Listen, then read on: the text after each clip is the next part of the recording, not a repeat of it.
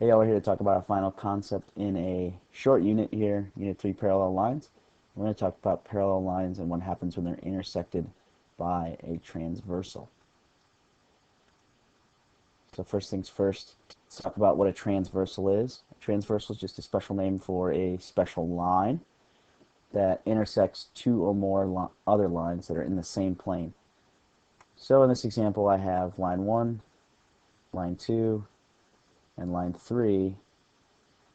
They're not necessarily parallel, but they are all being intersected by this red line, and this is what we call a transversal. It intersects line 1 right here, line 2 right here, and line 3 right here.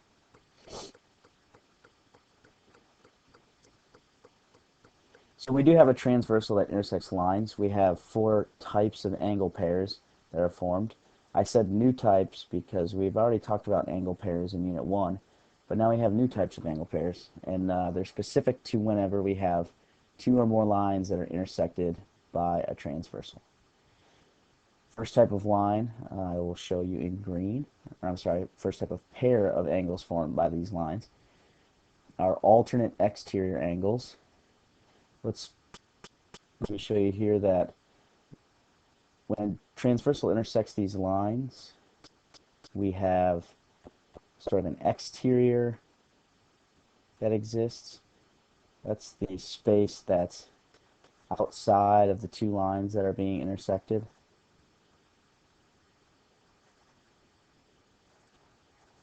So that's the exterior.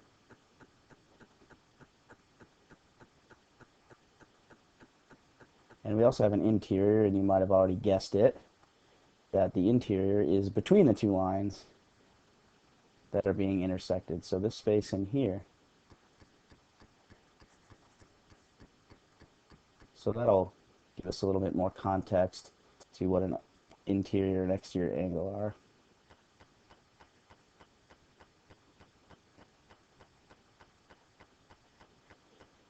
So alternate exterior angles are angles that are on the exterior, so in the yellow region, and they are on the opposite side of the transversal. That's what we mean by alternate.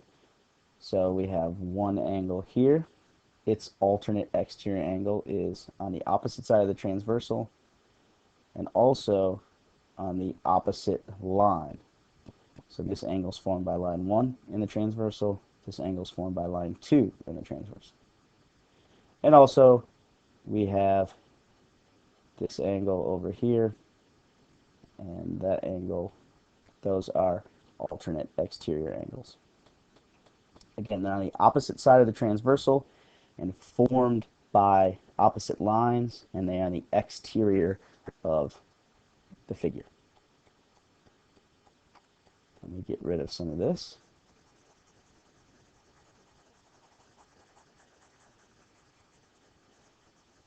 We can talk about alternate interior angles. Those are going to be on the interior, and they are going to be on opposite sides of the transversal. So there's a pair of alternate interior angles. And we have another pair of alternate interior angles in yellow. They're inside, in between line 1 and line 2, and they're on opposite sides of the transversal.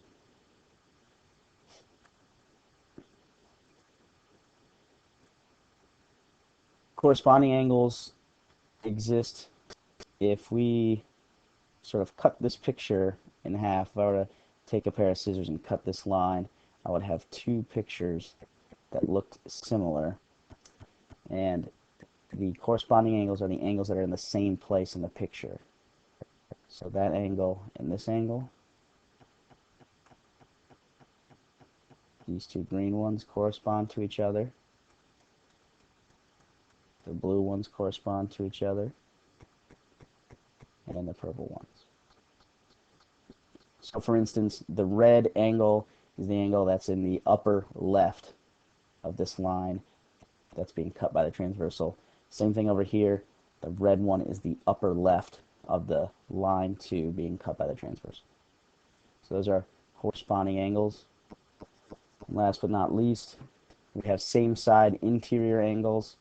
Again, we're back to being on the interior, and they are on the same side of the transversal. So those 2 purple ones and the two green ones. So those are our four new types of angle pairs. Whenever we have a line that intersects whenever we have lines that are intersected by a transversal, and those lines are parallel, the angle pairs have special relationships. So the alternate exterior, remember, we're on opposite sides of the transversal, and they are on the exterior. If the two lines being intersected are parallel, alternate exterior angles are congruent. Same thing goes for alternate interior angles and corresponding angles. Same side interior angles are supplementary, which means they add to 180 degrees.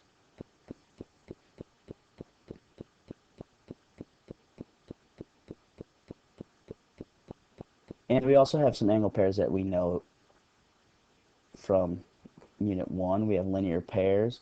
There's tons of linear pairs. For example, this angle and this angle make line 1. Or we can talk about these angles. There's a lot of linear pairs. There's also a bunch of vertical angles.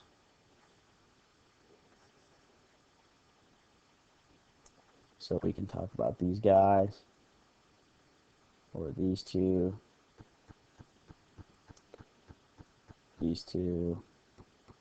or these two. So vertical angles and linear pairs we said would exist all throughout geometry this year, and here we have them popping up again in our parallel lines unit. So what can we do with all this information?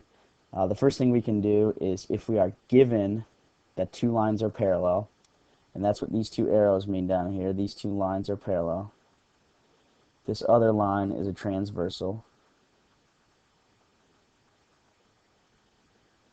We can find the measure of all the other angles in this picture if we're given one angle. And we can use that using the relationships. So I know that this angle that's 32, it corresponds to this angle here. They're corresponding angles. And we just learned that corresponding angles are congruent, so that one's 32. We also know that this is an alternate exterior angle with this angle down here, and alternate exterior angles are congruent, so those two are the same.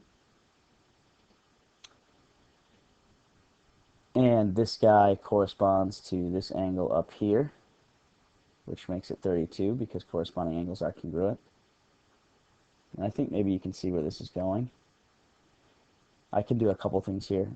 These angles, this green one and the one here that I know is 32, they are same side interior angles. So I know that this green angle is 148 degrees because these two are supplementary and they add to 180.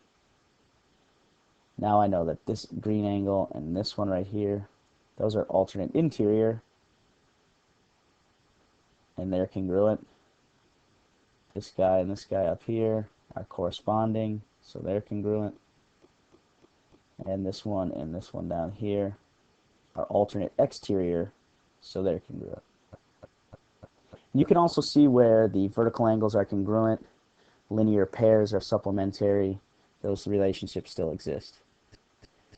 So why don't you see if you can use that information in this example to fill in the picture down here.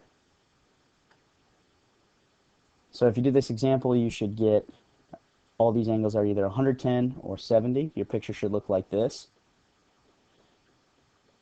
And you can use any number of relationships to fill this out. But remember that these two arrows mean that the lines are parallel, so that this is allowed.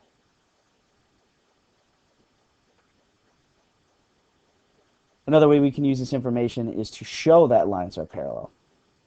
So you might be asked, what value of x for this angle would make line A and line B, these two lines, parallel? Well, in order for them to be parallel, one of four things needs to be true. Either the alternate exterior angles need to be congruent, the alternate interior angles need to be congruent,